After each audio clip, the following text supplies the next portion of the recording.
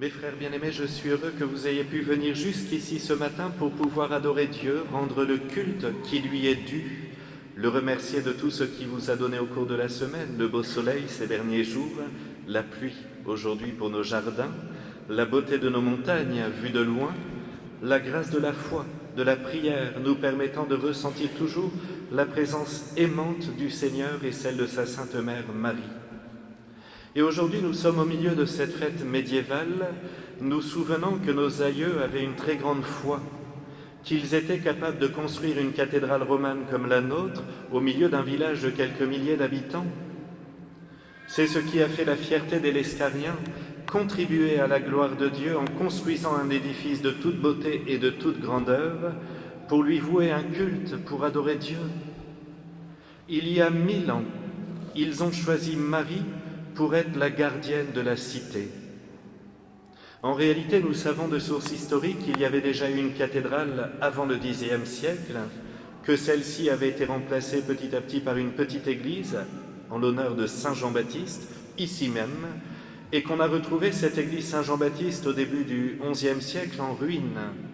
Et c'est sur ces ruines que cette cathédrale a été bâtie. À l'époque, ce sont les princes, les comtes, les vicomtes de Gascogne, de la région, qui ont donné des fortunes pour la construction de cette cathédrale. On avait même donné l'autorisation aux chanoines de Saint-Augustin de pouvoir faire payer un impôt sur le pont qui permettait de traverser le Gave afin d'entretenir cet édifice. Mais soyez certains, mes frères, que tous les Lescariens avaient participé à la construction de cette cathédrale. Elle était leur projet, parce qu'à l'époque, dans ce fameux Moyen-Âge, qui était d'ailleurs l'âge d'or, l'âge lumineux de notre pays, les villes et les villages rivalisaient de ferveur et de vénération pour Dieu ou pour la très sainte Vierge Marie. Et c'est ainsi qu'on a vu naître un tapis d'églises, de cathédrales, de monastères, d'abbatiales s'étendre sur toute la France. Nous savons de sources sûres que tout le monde participait à ce genre de projet et ça unifiait, ça donnait un but commun, ça soutenait la foi. Et parce que les gens avaient la même foi en Jésus-Christ, ils avaient donc un même évangile et une même loi. Et ils étaient fiers d'appartenir à une même patrie, à un même peuple. Pas étonnant que le Moyen-Âge a été si riche pour notre pays et dans tous les domaines de la vie. Car quand un peuple a un but commun, un amour commun, une morale commune, alors il est capable des plus grandes choses. Et même si cette période fut traversée par de nombreuses difficultés, de maladies, de guerres, les cathédrales sont un témoignage de cette foi ardente qui unifiait le pays. C'est fou de voir d'abord la beauté des cathédrales romanes et puis ensuite le gothique et le néo-gothique, permettant qu'il y ait toujours plus de lumière entrant dans nos églises. Quand on voit par exemple la Sainte-Chapelle, on se régale, quelle beauté, quelle perfection. D'ailleurs, vous remarquerez qu'avec la décadence de la philosophie et de la théologie du XVe siècle, la Renaissance a poussé l'homme à ne plus construire des édifices vers le ciel, immenses, magnifiques, avec des tours qui montaient vers les nuages, vers le bon Dieu, mais plutôt des palais pour eux-mêmes, pour les seigneurs, pour les rois, etc.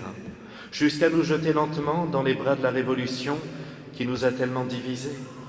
Et oui, car en persécutant la foi catholique et en détruisant la monarchie, on détruisait au passage l'unité et l'âme de notre pays pour arriver à la situation déplorable de notre temps. Et les lectures bibliques de ce jour se réalisent parfaitement dans ce que nous venons de lire. L'Évangile, par exemple, nous l'avons entendu il y a quelques mois, et nous avions expliqué que notre Seigneur ne met pas à l'honneur la malhonnêteté de cet homme, de ce gérant, mais plutôt son habileté. Quant à cette réalité que les fils de ce monde sont plus habiles entre eux que les fils de la lumière, eh bien, c'est exactement le spectacle auquel nous assistons tous les jours dans les médias, dans la politique, lorsque l'on voit des grands de ce monde s'enrichir sur le dos des nations. Le vieux christianisme a été rangé au fond d'un placard et c'est l'athéisme pratique qui, sous couvert d'humanisme, s'en met plein les poches. Notre Seigneur Jésus a raison de nous prévenir qu'il n'est pas possible d'avoir deux maîtres, d'adorer Dieu et l'argent. D'ailleurs, la traduction, c'est « et mammon », c'est-à-dire un démon, le démon de l'argent.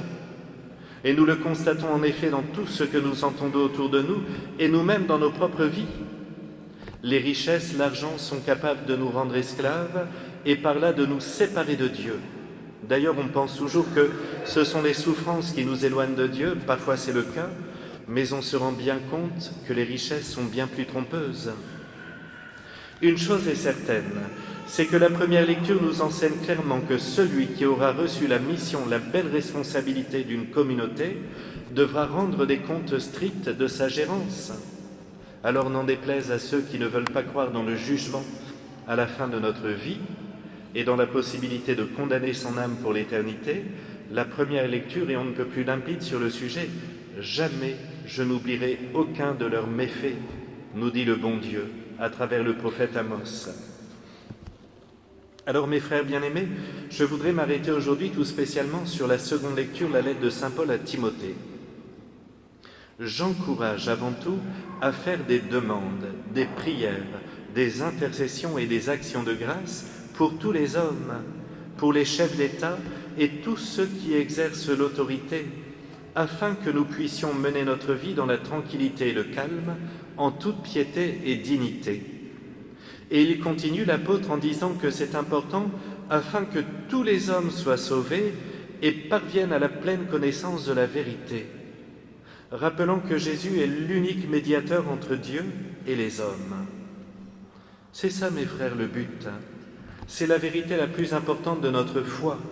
C'est que nous devons travailler ardemment, comme nous l'a demandé notre Seigneur Jésus, pour que tous les hommes soient sauvés. Et bien sûr, commencer par les personnes que le bon Dieu nous a confiées, dans notre famille, dans notre travail, parmi nos voisins, parmi nos amis. L'apôtre n'est pas en train de désirer ardemment la paix et la tranquillité. Ça, ce serait une lecture contemporaine, une interprétation contemporaine. Mais il désire celle-ci, la paix et la tranquillité, pour que les hommes connaissent la vérité. Et parce qu'en connaissant la vérité, ils soient sauvés. C'est très important, mes frères, ce que nous dit l'apôtre. Car on se doute bien que s'il n'y a pas la paix et la tranquillité dans un pays, ce n'est pas au milieu de la guerre et des souffrances que l'homme parviendra à la vérité et au salut. Au contraire, la guerre apporte la haine dans les cœurs. Mais en même temps, il ne faut pas vouloir la paix et la tranquillité comme une fin en soi. Ça, c'est la nouvelle religion universelle, y compris chez les chrétiens.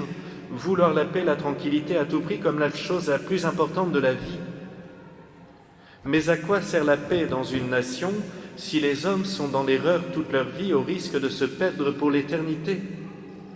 Je pense par exemple à notre jeunesse qui entre dans la vie active avec un handicap terrible, celui de ne pas avoir la foi ou de croire plus ou moins en Dieu, mais sans aucune pratique concrète et vivante dans leur vie.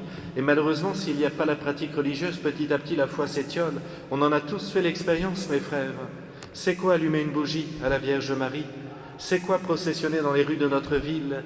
C'est quoi sanctifier le dimanche, venir à la messe, même si c'est un petit peu long? Eh bien, finalement, c'est pratiquer notre foi. Et vous voyez l'évangile d'aujourd'hui, vous comme moi, nous sommes touchés par l'enseignement que l'Esprit Saint met dans notre âme. C'est qu'il n'est pas bien de profiter des biens des autres. C'est qu'il n'est pas bien d'être malhonnête. C'est que ça abîme notre âme et notre conscience. C'est que ça nous attriste et que ça fait peine aux autres. C'est que ça blesse ce prochain. Donc vous voyez l'évangile de ce jour, si vous comme moi, mes frères, parfois nous ne sommes pas parfaits dans notre gérance, il nous rappelle à l'ordre. Il nous dit là, c'est pas bien. Améliore ta façon de gérer les choses. Tu es père de famille, tu as un devoir d'État. Tu es patron d'entreprise, tu as un devoir d'État. Tu es curé de paroisse, tu as un devoir d'État. Tu es engagé en politique, tu as un devoir d'État. C'est magnifique. Et Jésus nous enseigne le chemin du bonheur, le chemin de la vraie paix. D'ailleurs, regardez ce qu'ont fait les premiers chrétiens au 1er siècle. Regardez ce qu'a fait l'apôtre saint Paul. Il n'a pas dit les empereurs romains ne sont pas faits, on va aller les adorer. Il a dit priez. Il a dit aux premières communautés chrétiennes, priez pour ceux qui vous dirigent. Et qu'ont fait les premiers chrétiens? Ils ont annoncé le Christ. Et petit à petit, eh bien, l'Empire romain a changé. Cet empire qui, oui c'est vrai, il était magnifique extérieurement, mais c'était quand même un empire barbare, a imposé sa paix romaine partout. Certes, ça a permis au christianisme de se répandre dans le monde, mais en même temps que de souffrance, que de guerre. Eh bien, on voit bien que petit à petit, Constantin s'est converti grâce à son épouse qui, elle, était chrétienne. Et donc l'Empire romain, petit à petit, eh bien, a changé. Et ça a permis au christianisme de se répandre. Et que s'est-il passé dans les régions barbares? Eh bien, de nouveau, les chrétiens ont aidé les êtres à se convertir. Et Clovis, priant le Dieu de son épouse pour gagner la grande bataille, s'est converti après. Extraordinaire, hein? Les barbares se sont convertis. Et là, on a eu la paix et la sérénité et la tranquillité parce que le christianisme a changé les mœurs et les cœurs. Voilà pourquoi le Moyen-Âge a pu autant unifier les peuples. Tenez ici, autour de la cathédrale de l'Escar, il y avait la maison des chanoines et même d'autres remparts. Et il y avait un accord entre les régions voisines, les villages voisins. Dès qu'on était envahi, les gens venaient se réfugier à la cathédrale et dans le cloître. C'était un accord tacite et qui était respecté.